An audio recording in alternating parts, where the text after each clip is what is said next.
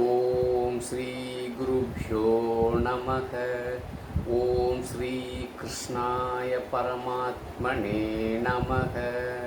भगवानुवाच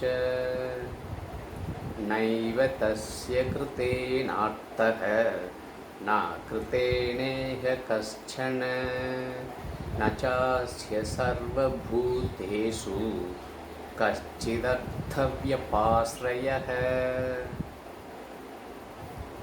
Third chapter, 18th sloka.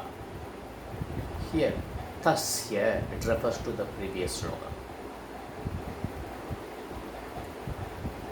One who understood self-knowledge,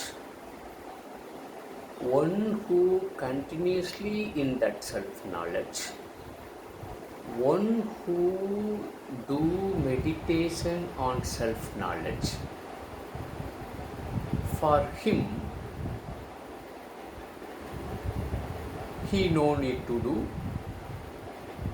for he is the best person, he attains moksha, he is jnani. So one who from karmi to karma yogi to jnana yogi, after that meditating continuously upon the jnana yogam, the knowledge of self, he attains moksha because he is freed from all problems, all life problems. That's all Bhagavan Krishna told about in the 17th sloka. Here, tasya, that jnani, that type of person, whether he does action or he does not do any action, for him there is no use from that, because he is totally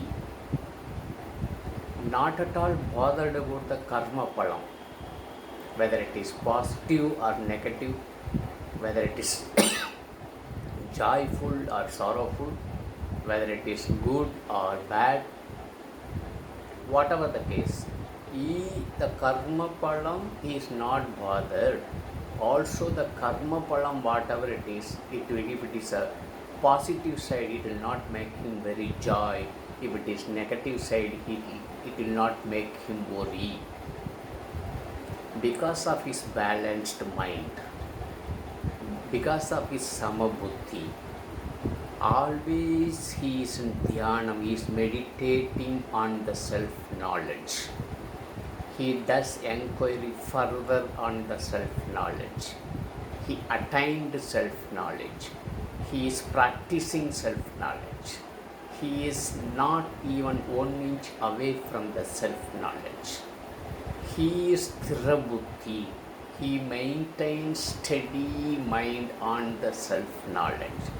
That type of person, whether he does any action or he does not do any action, for him nothing will change. He no need to bother. That type of person always is in samabuddhi. It will not change whether he is not, what exactly the Shastra says, you do karma. But for him, that type of person, he no need to do any karma. That's what Bhagavan Krishna says. What exactly says? Normal people, whether you does karma or whether you are not doing any karma, you don't have option of not doing any karma. You have to do karma. But for a jnani who understood about self, that person, he does action or he does not do any action, nothing will change him.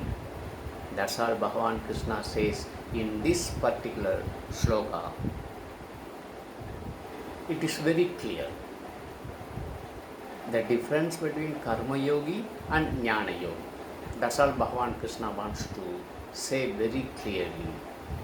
When you cross certain level, once you understand self-knowledge and meditating upon that self-knowledge only, you are free from everything, including doing the karma. That is the main message Bhagavan Krishna wants to convey in this. So Arjuna, You have to reach that level, but the process is step by step. You cannot jump into from this to that. You have to from karmi to karma yogi to jnana yogi, then free from all your sorrows.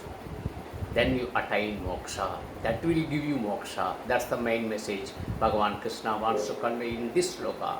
So tomorrow we shall see 19th sloka. Till then, Om Sri Guru Bhyo Namaha. Hari Om Tat Sat.